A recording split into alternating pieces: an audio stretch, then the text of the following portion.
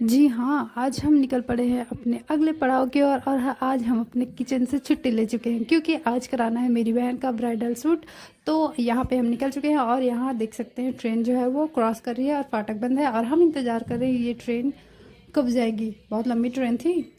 इसके बाद ना वो ट्रेन चली गई। उसके बाद हम निकल पड़े अपने अगले पड़ाव की ओर, जहाँ पे वो जो ब्राइडल मेकअप करने वाली थी वो हमारा वेट कर रही थी और हम उसके घर पहुंच चुके हैं। तो यहाँ से स्टार्ट करते हैं मेकअप करना। तो मेकअप बहुत ही नेचुरल तरीके से हुआ है जो आपको आगे वीडियो में देखने को मिलेगा। तो यहाँ पे आप देख सकते हो मेकअप जो है वो ऑलमोस्ट हो ही चुका है। और यहाँ पे मेरी बहन कितनी प्यारी लग रही, नहीं थु नज़र ना लगे।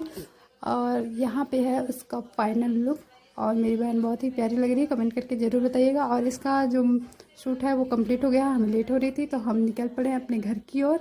और मिलते हैं अगले वीडियो में, तब तक के लिए बाय।